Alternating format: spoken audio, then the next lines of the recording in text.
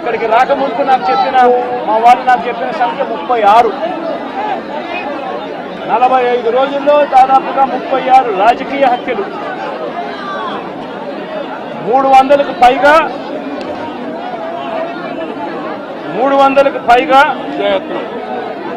హత్యాయత్నాలు, 300కు పైగా హత్యాయత్నాలు.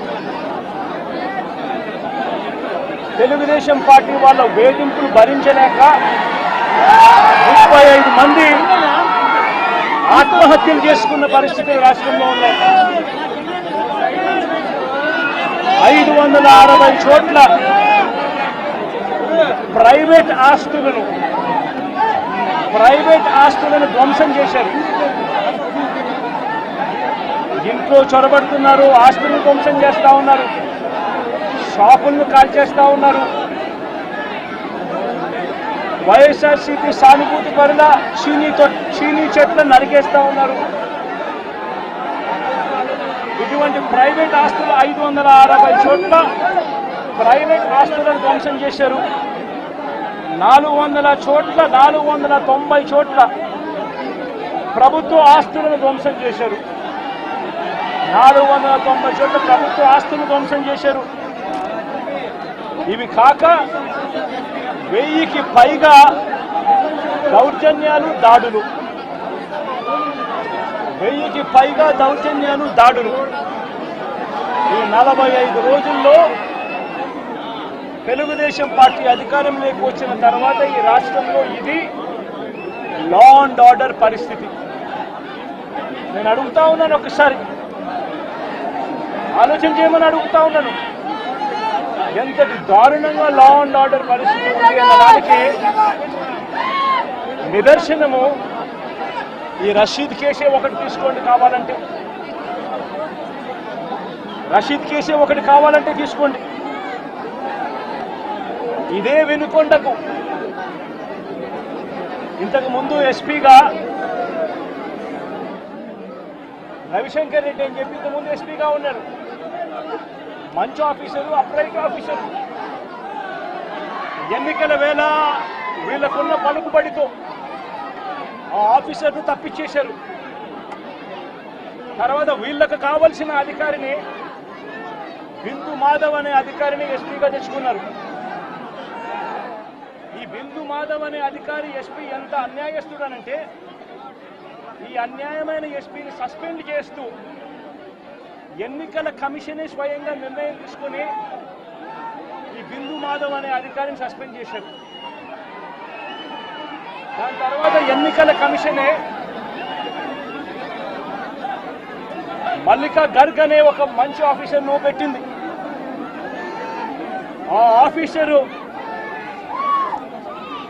చంద్రబాబు నాయుడు గారు అధికారంలోకి వచ్చిన వెంటనే ఆ ఆఫీసర్ను కూడా పంపించేశాడు. ఆ ఆఫీసర్ చంద్రబాబు నాయుడు గారి మనుషులకు, తెలుగుదేశం పార్టీకి సహాయ సహకారాలు అందించను అని చెప్పి ఆ ఆఫీసరు వెళ్ళిపోయిన రోజు కొత్త ఎస్పీ శ్రీనివాసన్ అనే ఆయనను, వీళ్ళకి సంబంధించిన ఆయన శ్రీనివాసన్ ఆయన తెచ్చుకున్నారు.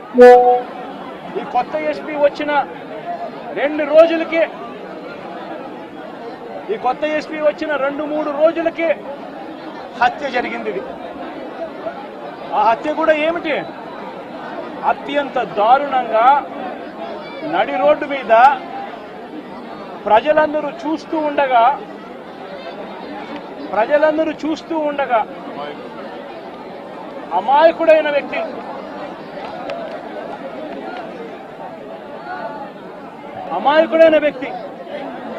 ఈ వ్యక్తి ఒక సాధారణ ఉద్యోగస్తుడు.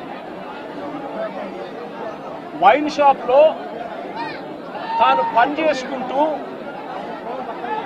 సూపర్వైజర్గా తాను పనిచేసుకుంటూ వైన్ షాప్లో తన జీవితం గడుపుతా ఉన్న ఒక సామాన్యమైన వ్యక్తి. ఇటువంటి వ్యక్తిని అతి కిరాతకంగా నడి రోడ్డు మీద అందరూ చూస్తూ ఉండగానే కిరాతకంగా కత్తి తీసుకొని అతి దారుణంగా నరకడము,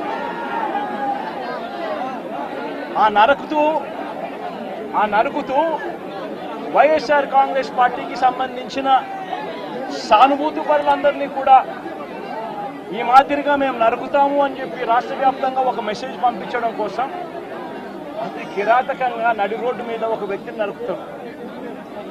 ఎంతటి దారుణంగా ఉంది అంటే పోలీసు వ్యవస్థ వీళ్ళదే. ఇదే ఈనాడు, ఇదే ఆంధ్రజ్యోతి, ఇదే TV5 వీళ్ళందరూ కూడా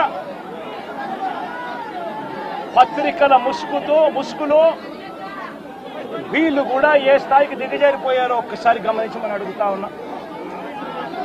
ఈనాడులో ఈరోజు నిన్ననో ఒక స్టోరీ, అప్పుడెప్పుడో మోటార్ బైక్ అట కాలిందట. ఆ మోటార్ బైక్ అనే వ్యక్తి కాల్చింది. ఆ మోటార్ బైక్ అనే వ్యక్తి ఈ జిలానీదే మోటార్ బైకు, అది వైఎస్ఆర్సీపీ వాళ్ళు కాల్చారట. అందుకనే తర్వాత 2 ఏళ్ల తర్వాత ఇది జరిగిందట అని చెప్పి ఒక దిక్కుమాలిన అబద్ధం చెప్తా ఉన్నారు. నిజంగా వీళ్ళు పత్రికలా, వీళ్ళు ఏమైనా పేపర్లా, టీవీలా? నిజంగా వీళ్ళంతా కూడా సిగ్గుతో తలొంచుకోవాలి వీళ్ళు చేస్తా ఉన్న దుష్ప్రచారాలకు, అబద్ధాలకు. తీరా చూస్తే ఆ మోటార్ బైక్ ఎవరిది అని అంటే ఆ మోటార్ బైక్ జిలాంది కాదు. ఆ మోటార్ బైక్ ఆసిఫ్ అనే వైఎస్ఆర్సీపీకి సంబంధించిన వ్యక్తిది. ఆ వైఎస్ఆర్సీపీకి సంబంధించిన వ్యక్తి క్రైమ్ నెంబర్ 10/2024 డేటెడ్ 17/1/2024 లో Asif YSRCP activist filed a case against TDP ex-chairman Shamim, TDP state secretary Ayub Khan, town TDP president and others who burnt his motorcycle and caused head injury to Asif.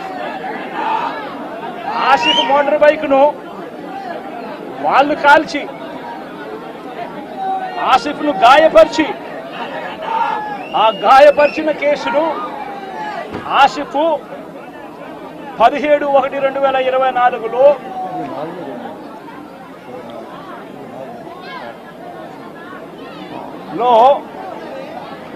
Case పెట్టి Jagan craze ఏమాత్రం తగ్గలేదు.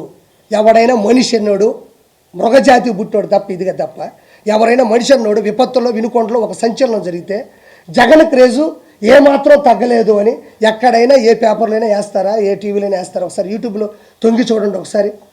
అది ఎంతవరకు సమంజసం? ఇందుకు గత అతను ఓడిపోయింది, ఇందుకు గత అతను 11 సీట్లు వచ్చింది. ఇంకొకటి 3వ సినిమా లోపల పోయాడు, లోపల డ్యాన్స్ చేస్తుంది, లోపల గుండెకాయ కొట్టుకుంటుంది. జగనన్న జగనన్న జనమంతా నీ వెంటే. జగన్ ఉంటే ఆడిపోయినారు. జనమంతా నీ అంటుంటే 11 సీట్లు ఎందుకు వచ్చినాయి నీకు? ఆడ కూర్చున్నాడు. ఆడ కూర్చోకొని వాళ్ళందరినీ పెట్టుకొని మైండ్ చెడిపింది ఆ మనిషికి. పెట్టుకొని ఇంకా స్టార్ట్ చేశాడు. ఏం కాదమ్మా, నీ కొడుకుకి న్యాయం జరుగుతుంది. నేను ప్రతిపక్ష హోదా లేకపోయినా ప్రతిపక్ష నాయకుడిగా ఉన్నాను, నేను పోరాడతాను, నేను నిలదీస్తాను. నీ బిడ్డ పోవడం నాకు బాధగా ఉంది. ఆడిపోయి అమ్మ ఒడమ్మా మనిషికి 15,000 అన్నాడమ్మా. ఒకరికి 15, ఇద్దరికి 30 చెప్తారా? వాళ్ళకి అర్థం కాదు, నోరు తెరుచుకొని చూస్తూ ఉన్నారు. అతను కూడా ఏమన్నా ఏడుస్తాడేమో, అతను కూడా ఏడిస్తే మనం కూడా పైన పడిపోయి ఏడద్దాం. బాధ ఉంటలే ఎవరికైనా మనం కూడా అమ్మ నాయన చచ్చిపోయినప్పుడు తట్టకని ఎవరిని వస్తే పైన పడి ఏడ్చేస్తాం.